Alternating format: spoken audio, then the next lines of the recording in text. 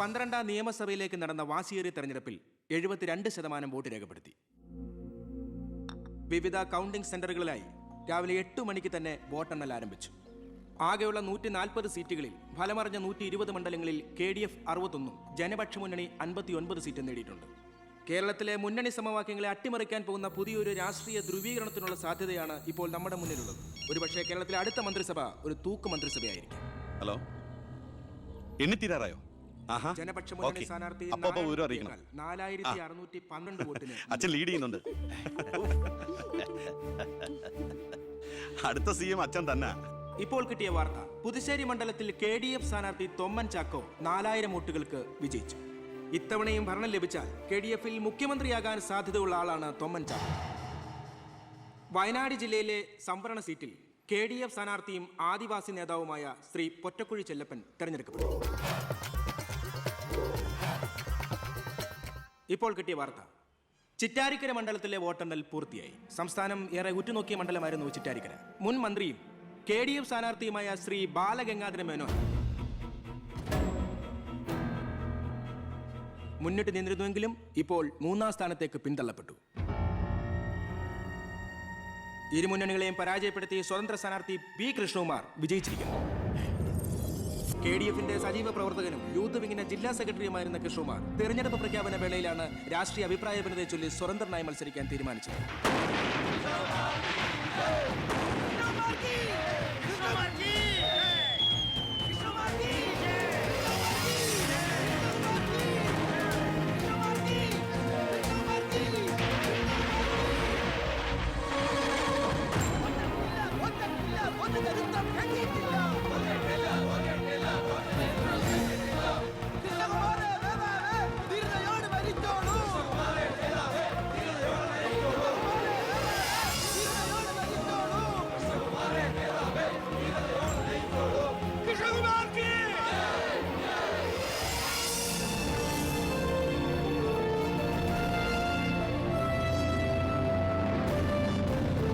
നമസ്കാരം. പ്രധാന വാർത്തകൾ. തെരഞ്ഞെടുപ്പ് ഫലം പൂർത്തിയായപ്പോൾ വ്യക്തമായ ഭൂരിപക്ഷം ആർക്കും ലഭിക്കാത്തതിനാൽ കേരള രാഷ്ട്രീയം അനിശ്ചിതത്വത്തിൽ. ഇരു മുന്നണികളും സജീവ ചർച്ചയിലാണ്. കഴിഞ്ഞ തവണ 100 സീറ്റ് നേടിയ മുന്നണിയാ, ഇത്തവണ അത് 70 സീറ്റിൽ ഒതുങ്ങി. അത് നിങ്ങളുടെ ഭരണത്തിന്റെ നേട്ടാ. അത് നിങ്ങൾ കാലുവാരി കൊണ്ട് സംഭവിച്ചതാ. ഇങ്ങനെ പരസ്പരം പഴിയാരാതെ ഇനി എന്ത് വേണമെന്നാണ് ആലോചിക്കേണ്ടത്. എന്തൊക്കെ പറഞ്ഞാലും മുഖ്യമന്ത്രി രാജിവെക്കണം. രാജിവെക്കാൻ ഇവിടെ ആരും മുഖ്യമന്ത്രി ആയിട്ടില്ലടോ. നമുക്ക് ഇവിടെ ഭരിക്കാൻ പറ്റുമെന്ന് ഒരു തീരുമാനമായിട്ടില്ല. എന്തായാലും 69 സീറ്റ് വെച്ച് പ്രതിപക്ഷത്തിന് മന്ത്രിസഭ ഉണ്ടാക്കാൻ പറ്റില്ല. പക്ഷേ കൃഷ്ണകുമാർ നമ്മളോടൊപ്പം നിന്നാലേ നമുക്ക് ഭരിക്കാൻ പറ്റൂ. എന്നാലേ 71 തികയൂ. കൃഷ്ണകുമാർ അതിന് തയ്യാറാവോ? സീറ്റ് കൊടുക്കാത്തതിന്റെ ദേഷ്യം കാണില്ലേ? ഞാൻ ഇതിനെക്കുറിച്ച് അവനോടൊന്ന് സംസാരിച്ചു. അവൻ ഇങ്ങോട്ടൊന്ന് വരാമെന്ന അർത്ഥസമ്മതം മൂളിയിട്ടുമുണ്ട്. മേനോൻ മത്സരിക്കണ്ട, മോൻ മത്സരിച്ചാ മതിയെന്ന് ഈ മേനോനോട് ഞാൻ 100 വട്ടം പറഞ്ഞതാ. താ കേട്ടില്ല. അതെന്റെ രാഷ്ട്രീയ തന്ത്രം. എന്റെ മകനെ നിർത്തിയിരുന്നെങ്കിൽ പ്രതിപക്ഷം പറയും മക്കൾ രാഷ്ട്രീയമെന്ന്. അച്ഛന്റെ പിൻബലമില്ലാതെ മക്കൾ സ്വയം വളരണം. അവനത് തെളിയിച്ചു. അതിനുവേണ്ടിയാ ഞാൻ എതിർത്തത്. വരണം വരണം വരണം.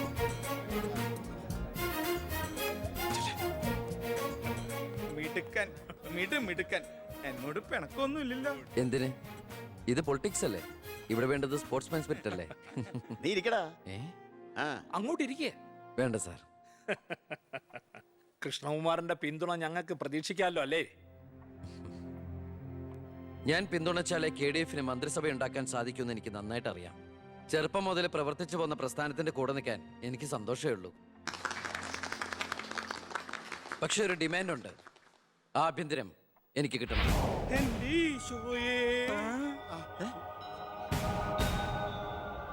ഞാൻ ആ കാര്യം പറയാനിരിക്കായിരുന്നു. Home minister ആകാനോ? അത് നടപ്പില്ല. മന്ത്രി ആകണമെങ്കിലേ വകുപ്പിനെ കുറിച്ച് അറിയണം, പ്രവൃത്തി വരികയോ വേണം. ആരതൊക്കെ പഠിച്ചിട്ട് ഇവിടെ മന്ത്രിയാണത്? ദിവാരേട്ടൻ ഗതാഗത മന്ത്രിയായിട്ട് ഇരുന്നിട്ടില്ലേ? പണ്ടങ്ങോ ബസ്സിൽ കയറിയതാണോ പ്രവൃത്തി പരിചയം? വണ്ടി ഓടിക്കാൻ അറിയോ ദിവാരേട്ടന്? വേണ്ട. ആക്സിലേറ്റർ, ക്ലച്ചും ബ്രേക്കും തിരിച്ചറിയോ? ഇല്ല. ഇതായിരിക്കണേ കിഴിപ്പുള്ളി സാറ്. പണ്ട് വിദ്യുച്ഛക്തി വകുപ്പ് കൈകാര്യം ചെയ്തിരുന്ന ആളല്ലേ? ഒന്ന് ചോദിച്ചോട്ടെ, ഈ വിദ്യുച്ഛക്തി എങ്ങനെ ഉണ്ടാക്കുന്നേ? അത് വെള്ളത്തിന്ന്. ആണോ? പിന്നെന്താ വെള്ളത്തിൽ തൊട്ട ഷോക്ക് അടിക്കാത്ത? അതൊക്കെ എന്തിനാ നമ്മൾ അറിയുന്നേ? സ്വിച്ച് ഇട്ടാ കറണ്ട് വരുന്നുണ്ടോ? അത് മാത്രം അറിഞ്ഞാ മതി. അതറിയില്ല. യവൻ പറയുന്നതിലും കാര്യമുണ്ടെന്നേ. പിന്നെന്താ ഷോക്ക് അടിക്കാത്ത? നമ്മളെന്തിനാ വല്ലവന്റെയും കാര്യം ആലോചിച്ച് തല ഉണ്ടാക്കുന്നേ? ഏതൊരു ജോലിക്കുണ്ട് യോഗ്യത ടെസ്റ്റ്. സത്യത്തിൽ മന്ത്രിയാകാനും വേണം ഒരു പരീക്ഷ. ഈ IAS IPS ഒക്കെ പോലെ IIPS, Indian institute of political science, അത് പഠിക്കണം. അല്ലെങ്കിൽ വേണ്ട. മിനിമം യോഗ്യത 10ാം ക്ലാസ് പാസ്സാവണമെന്ന് പറഞ്ഞാൽ ഇവിടെ ഇരിക്കുന്ന പലരും ഓടിപ്പോണ്ടി വരും. ഈ തെരഞ്ഞെടുപ്പ് എന്ന് പറയണത് തന്നെ ഒരു പരീക്ഷയാ. ആ പരീക്ഷ പാസ്സായവർക്ക് മാത്രമേ മന്ത്രിയാവാൻ പറ്റൂ. അതൊരു പരീക്ഷയല്ല സാറേ, പരീക്ഷണമാണ്. ഇവനെങ്കിലും ശരിയാവോ എന്നുള്ള ജനങ്ങളുടെ പരീക്ഷണം.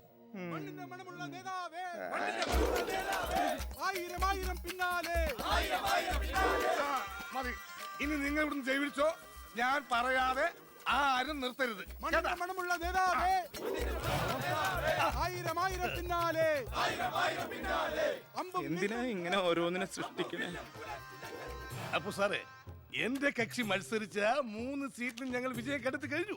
ഇവരുന്ന മന്ത്രിസഭയിൽ ആഭ്യന്തരം തന്നെ പിടിക്കാനാണ് എന്റെ തീരുമാനം. എങ്കിലും ഞാൻ ഇറങ്ങാണ്.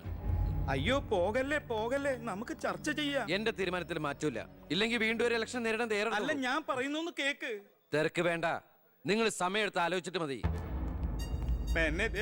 അവൻ പറഞ്ഞതിൽ ഒരു തെറ്റുമില്ല. ആഭ്യന്തരം അവന് തന്നെ കൊടുക്കണം. ആഭ്യന്തരം വിട്ടിട്ട് കാലിരിക്കില്ല. അഭ്യന്തരം എന്ന് പറയാൻ തനിക്ക് എന്ത് യോഗ്യതയാണോ ഉള്ളത്? മന്ത്രിസഭ ഉണ്ടാക്കാൻ അവൻ വേണം. കൃഷ്ണകുമാർ, തനിക്കറിയോ? എന്നെ ഒന്നുകൂടെ വന്നേ. അവൻ പണങ്ങി പോയതാണോ? കാര്യം കാണാൻ കഴുതക്കാരും പിടിക്കണം. ഞാൻ ആരുടെ കാല് പിടിക്കണം പറഞ്ഞേ? തന്റെ കാല് പിടിക്കണോ? തന്റെ മോന്റെ കാല് പിടിക്കണോ? ഞാൻ ആരുടെയും പിടിക്കാൻ തയ്യാറാ. ഒന്നുകൂടെ ആലോചിച്ചിട്ട് പോരെ പക്വതയില്ലാത്ത ഒരുത്തന്റെ കയ്യിൽ ആഭ്യന്തരം കൊടുക്കാൻ. അവന്റെ പിറകിൽ ഞാനില്ലടോ.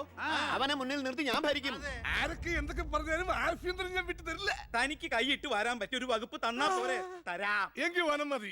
നമുക്ക് സാവധാനം വെളുപ്പിച്ചെടുക്കാം. അതിന് യോഗ്യതയിലൊന്നും മാത്രം ആരും പറയരുത്. കാരണം ഞാൻ കാടിന്റെ മകനാണ്. കൃഷ്ണകുമാറായ ഞാൻ നിയമം വഴി സ്ഥാപിതമായ ഭാരതത്തിന്റെ ഭരണഘടനയോട് ഒരു മന്ത്രി എന്ന നിലയിൽ എന്റെ കർത്തവ്യങ്ങൾ വിശ്വസ്തയോടെ മനസ്സാക്ഷിയെ മുൻനിർത്തി നിർവഹിക്കുമെന്നും ബി കൃഷ്ണകുമാർ ആഭ്യന്തരമന്ത്രിയായി സത്യപ്രതിജ്ഞ ചെയ്ത് അധികാരമേറ്റു. ഗവർണർ നരേന്ദ്ര ഷെറാവത്ത് സത്യവാചകം ചൊല്ലിക്കൊടുത്തു. തൊമ്മൻ ചാക്കോ മന്ത്രിസഭയിലെ ഏറ്റവും പ്രായം കുറഞ്ഞ മന്ത്രിയാണ് ബി കൃഷ്ണകുമാർ.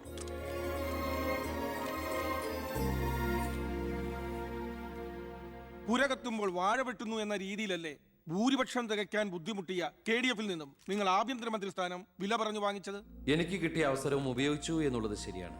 അത് പക്ഷേ എന്റെയും കുടുംബത്തിന്റെയും സാമ്പത്തിക ഭദ്രത അരക്കെട്ട് ഉറപ്പിക്കാനോ അധികാര ദുർവിനിയോഗത്തിനോ അല്ല, മറിച്ച് എനിക്ക് കിട്ടിയ ഈ അധികാരം ജനനന്മയ്ക്കായി വിവേകത്തോടെ ഉപയോഗിക്കാനാണ്. അച്ഛനെതിരെ മത്സരിച്ചപ്പോഴുണ്ടായ മാനസികാവസ്ഥ? ഞാൻ അച്ഛനെതിരായിട്ടല്ല, അച്ഛന്റെ രാഷ്ട്രീയ നയങ്ങൾക്കെതിരെയാണ് മത്സരിച്ചത്. രാഷ്ട്രീയം വ്യക്തിനിഷ്ഠമല്ല. അച്ഛനെ തോൽപ്പിച്ചപ്പോൾ എന്തു തോന്നി? ഞാനല്ലോ തോൽപ്പിച്ചത്, ജനങ്ങളല്ലേ.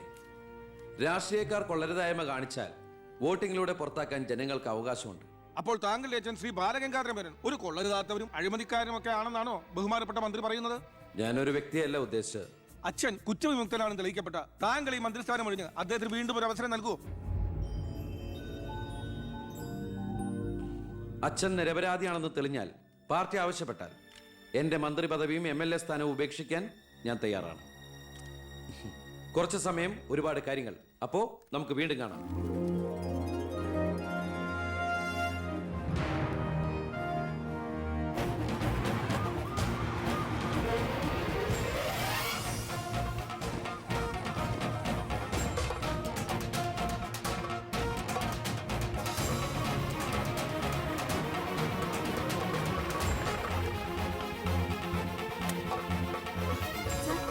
സോറി, ആവശ്യത്തിലേറെ ചോദ്യങ്ങൾക്കുള്ള ഉത്തരം ഞാൻ പറഞ്ഞു കഴിഞ്ഞു.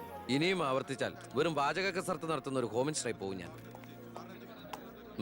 പ്ലീസ് പ്രവർത്തിച്ച് കാണിക്കാനുള്ള സാവകാശം തരൂ. അപ്പൊ പിന്നെ കാണാം.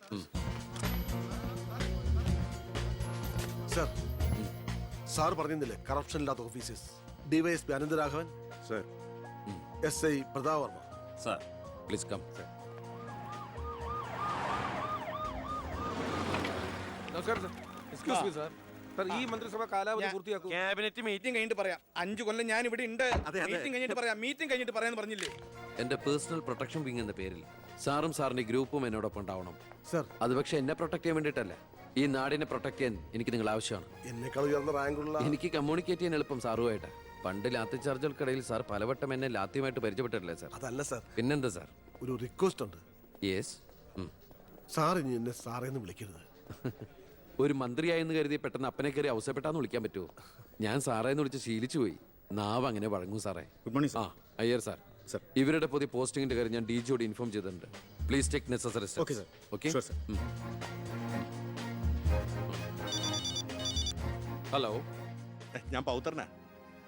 നിന്റെ സത്യപ്രതിജ്ഞ ഞാൻ TV-യിൽ കണ്ടു. ഒരു യുവാവ് ഹോം മിനിസ്റ്ററായിട്ട് നീ ശരിക്കും ഷൈൻ ചെയ്ത് കേട്ടോ. ആരുടെയെങ്കിലും മുമ്പിൽ ഷൈൻ ചെയ്യണമെന്ന ഉദ്ദേശത്തോടെ ഞാൻ മന്ത്രിയായത്. ആ പിന്നെ ഞാൻ നിന്റെ പെങ്ങടെ പേരിൽ ഒരു എസ്റ്റേറ്റ് വാങ്ങിയില്ലായിരുന്നോ? ആ ഇവിടെ ഇപ്പൊ തേങ്ങയിടിയിൽ നടക്കുക. ഈ ഏരിയയിൽ കള്ളന്മാരുടെ ഭയങ്കര ശല്യമെന്നാണ് നാട്ടുകാർ പറയുന്നത്. നീ ഒരു 10-20 പോലീസുകാരെ ഇങ്ങോട്ട് ഏർപ്പാടാക്കണം. അവരെ നിക്കട്ടെന്ന് കാവലിന്. അളിയന്റെ തേങ്ങയ്ക്ക് പ്രൊട്ടക്ഷൻ തരാനുള്ളതല്ല കേരള പോലീസ്.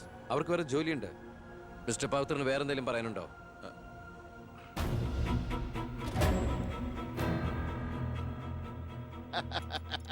പല വകുപ്പുകളും കൈകാര്യം ചെയ്തിട്ടുണ്ടെങ്കിലും ആഭ്യന്തരം ഇതാദ്യാ. മരുന്ന് പയ്യനല്ലേ, അവന് എക്സ്പീരിയൻസ് ഇല്ലല്ലോ. അതുകൊണ്ട് ഭരണമൊക്കെ ഞാൻ തന്നെയാ. ആയിക്കോട്ടെ. ഓ, വിളിയോട് വിളി. അത് പിന്നെ വിളിക്കാതിരിക്കൂ. ആ. സാറിന്റെ ലഗ്നം അപാരം. ഇനി അങ്ങോട്ട് ശുക്രദേശയാ. തട്ട് ചെണ്ടയ്ക്കും ഓ, തുട്ടുപാരാർക്കും. അങ്ങനെ. ഞാൻ ഉദ്ദേശിച്ചത് മന്ത്രിയായതിന്റെ ചെണ്ടോട്ടും ആഘോഷവും എന്നാ. ഇരിക്കടാ. ഇരിക്കേ, അച്ഛാ ഒരു മിനിറ്റ്. അനുഗ്രഹം മേടിക്കാനായിരിക്കും. ഓ, ചെന്ന്, ചെന്ന്. ആയിക്കോട്ടെ ആയിക്കോട്ടെ. ആ. ഈശോയെ. അച്ഛൻ അവിടെ ഇരിക്കേ. ഇത് മന്ത്രിയുടെ കസേരയല്ലേ. ഇവിടെ ഇരിക്കേണ്ട ഞാൻ ഇവിടെ ഇരുന്നില്ലെങ്കിൽ അവിടെ പട്ടി കയറി ഇരുന്ന് ഇറങ്ങി. ഞാൻ ഉദ്ദേശിച്ചത് ഒരു ബനാന ടോക്കാണ്. പഴഞ്ചൊല്ല് ഷോ കയ്യിൽ നിന്ന് പോയി. ഉണ്ടായിരുന്നു. അച്ഛൻ ഒരുപാട് കൊല്ലായിട്ട് ഈ നാടിനു വേണ്ടി കഷ്ടപ്പെടുന്നതല്ലേ. ഇനി കുറച്ചു കാലം റെസ്റ്റ് എടുക്ക്. നമുക്ക് ആരോഗ്യമൊക്കെ നോക്കണ്ടേ? അതെ അതെ, മകൻ ഇവിടെ ഹോം മിനിസ്റ്റർ ആകട്ടെ, അച്ഛൻ ഇനി കുറച്ച് നാള് ഹോമിലെ മിനിസ്റ്റർ ആകട്ടെ. വേണ്ടല്ലേ? ആ അമ്മേ, ഞാൻ ഓഫീസിൽ എത്തിയുള്ളൂ. പിന്നെ അച്ഛൻ അങ്ങോട്ട് വരുന്നുണ്ട്. ആ കുറച്ചു കാലം അവിടെ കാണും. സന്തോഷായില്ലേ? അച്ഛന് ഇഷ്ടപ്പെട്ട ആഹാരങ്ങളൊക്കെ ഉണ്ടാക്കി കൊടുക്കണം. പാലടയും പ്രഥമനൊക്കെ ആയിക്കോട്ടെ. വേണമെങ്കിൽ വീട്ടിൽ ഒരു ATM കൗണ്ടർ ഞങ്ങൾ ഏർപ്പാടാക്കി തരാം. ATM? അതെ, എനി ടൈം മദ്യം ചുമ്മാ അടിച്ച് വീലായിട്ട് വാള് വെച്ചോട്ടെ സാർ. ഇനിയിപ്പോ ആര് ചോദിക്കാൻ? എന്തിനാ സാർ എന്ന് സമയം കളയുന്നത്? ഇപ്പൊ പോയ സന്ധിക്കുമ്പോ വീട്ടിലെത്താം. ഇവിടെ ഞങ്ങൾക്ക് 100 കൂട്ടം പണികളുണ്ടെന്നേ. അച്ഛനോട് നിന്നാലേ നമ്മുടെ പണി നടക്കത്തില്ല. ഓ, എന്തൊക്കെ ആഗ്രഹങ്ങളായിരുന്നു. പോകുന്ന പോക്ക് കണ്ടില്ലേ, CPU പോയ കമ്പ്യൂട്ടറിനെ പോലെ. സർ, കളക്ടർ ഗോപിനാഥൻ കാണാൻ വന്നിട്ടുണ്ട്. വെയിറ്റ് ചെയ്യാൻ പറയൂ. കുറെ നേരമായി വെയിറ്റ് ചെയ്യുന്നു സർ. ആ കുറച്ചേരം കൂടി വെയിറ്റ് ഇട്ടയ്യർ സാറേ. Okay sir. ഇയാൾ ആരാ? സ്വാമിനാഥൻ അയ്യർ, M.Com LLB, എന്റെ PA. അയ്യോ, അപ്പൊ ഞാനോ? താൻ വേറെ 8ാം ക്ലാസ്സും കുസ്തിയില്ല. അപ്പൊ എന്റെ പോസ്റ്റ്? എടോ, നിന്ന നിൽപ്പിൽ മറുകണ്ഠം ചാടിയ തന്നെ ഞാൻ എങ്ങനെ വിശ്വസിക്കാനാ? ഇനി തിരികെ അങ്ങോട്ട് ചെന്ന് അവിടെ വിശ്വസിക്കില്ല. അതെന്റെ കുറ്റമല്ല. അപ്പൊ ഞാൻ എന്ത് ചെയ്യും? ആ താനെന്തേലും ചെയ്യും. അയ്യോ,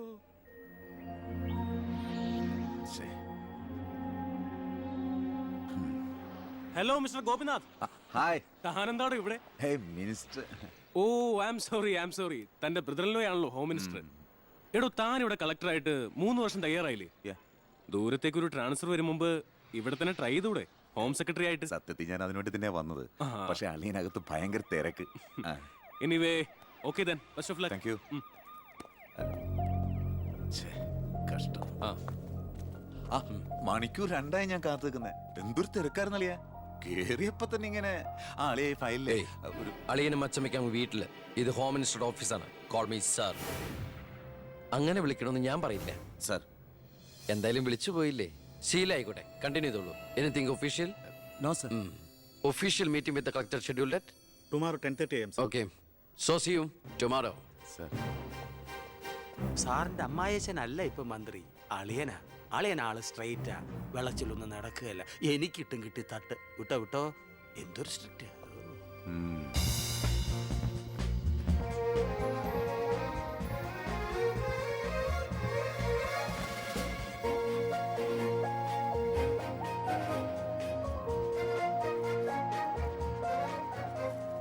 welcome to police conference. Please come sir.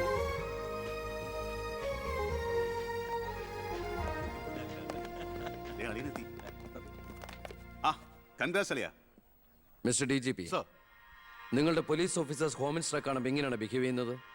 Mr. Harshan, don't you know as per protocol you have to salute your superiors? Salute the Home Minister. Sir. That's it. Keep it up.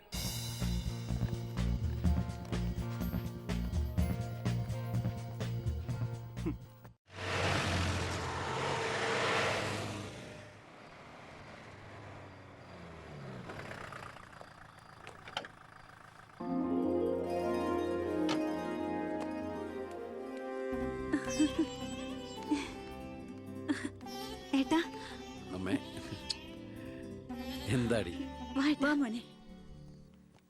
ഏയ് ഇരിക്കിരിക്കേ, ബഹുമാനൊക്കെ ഓഫീസിൽ മതി. ആര് ബഹുമാനിക്കുന്നു നിന്നെ? ഓ, ഒരു മന്ത്രി. ഞങ്ങൾ കുറെ മന്ത്രിമാരെ ചെറുപ്പം മുതൽ കണ്ടിട്ടുള്ളതാ. അച്ഛൻ മന്ത്രിയായിരുന്നപ്പോ വീട്ടു സാധനങ്ങൾ വാങ്ങുന്ന തൊട്ട് അടുക്കളപ്പണി വരെ ചെയ്യിച്ചിട്ടുണ്ട് നിന്റെ ഈ പോലീസുകാരെ കൊണ്ട്. അല്ല പെങ്ങളെ, അച്ഛനെ ഇങ്ങനെ വഴക്ക് പറയാനായിട്ട് എന്താ ഇവിടെ ഇപ്പൊ ഉണ്ടായേ? അച്ഛൻ ഇപ്പൊ മന്ത്രിയല്ലെന്നും പറഞ്ഞ് അച്ഛന്റെ മെക്കെട്ട് കയറിയണ്ടല്ലോ. ഒരു മകൻ എന്നല്ലേ ഞാൻ സഹിക്കില്ല കേട്ടോ. ഞാൻ നിന്നോടാ പറഞ്ഞത്. നിന്റെ 5-6 പോലീസുകാരെ ചോദിച്ചപ്പോ നീ പവിയനെ അപമാനിച്ചില്ലേ? ഓ, റൂട്ട് അങ്ങോട്ടാണോ? എന്നാ നീ ഒന്നോർത്തോ, തുമ്മിയാ തെറിക്കുന്ന മൂക്ക നിന്റെ ഈ മന്ത്രിക്കുപ്പായം. പക്ഷെ പവിയേട്ടൻ എന്നും കാണും ഈ IPS പദവി. എന്റെ പെങ്ങളെ, ഏത് കൊമ്പത്ത് IPS കാരനായാലും ഒരു മന്ത്രിയെ കണ്ടാ ദാ ഇങ്ങനെ നിക്കണം. അതാണ് കുഴപ്പം. സംശയം ഉണ്ടെങ്കിൽ AS പിള്ളിയോട് ചോദിച്ചോക്ക്. എന്റെ പവിയളിയാ, പെങ്ങൾക്ക് ഈയിടെയായിട്ട് പൊതുവിജ്ഞാനം വളരെ വളരെ കുറവായിട്ട് വന്നോ? ആ, എവിടെയായിരുന്നു? ഞാൻ നിന്നോട് 2 ചോദിക്കണമെന്ന് വിചാരിച്ചിരിക്കായിരുന്നു. എന്റെ ഭർത്താവ് നിന്നെ സാറേന്ന് വിളിക്കണം അല്ലേടാ? അയ്യയ്യേ, എന്താ അളിയന്മാരൊക്കെ ഇങ്ങനെ കൊച്ചുകുട്ടികളെ പോലെ ചീപ്പാവണേ? ഇതൊക്കെ വീട്ടിൽ വന്ന ഭാര്യമാരോട് പറഞ്ഞ അതിന്റെ മോശം നിങ്ങൾക്കല്ലേ അളിയന്മാരെ? എന്താ AS പിള്ളിയാ? ഞാനൊന്നും പറഞ്ഞിട്ടില്ല. അശ്ശോ, ഇപ്പൊ തന്നെ ഇവിടെ എല്ലാരും മനസ്സിലാക്കില്ല അവിടെയും എന്തൊരു കഥയുണ്ടെന്ന്. അല്ല, എന്റെ പെങ്ങന്മാരാണോ അളിയന്മാരാണോ ഇവിടെ പെണ്ണുങ്ങള്?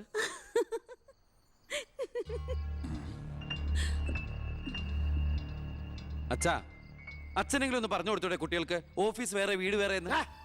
എന്നെ മന്ത്രി കസേരന്ന് എഴുതിപ്പിച്ചു വിട്ടവൻ എന്നോട് മിണ്ടാൻ വരണ്ട. ഞാനല്ലോ എഴുന്നേപ്പിച്ചു വിട്ടത്, ജനങ്ങളല്ലേ. അച്ഛൻ ഇനിയെങ്കിലും മനസ്സിലാക്കണം, പൊതുജനം കഴുതയല്ലെന്ന്. അതെങ്ങനെയുണ്ട് അളിയന്മാരെ? എല്ലാരും പോവാണോ?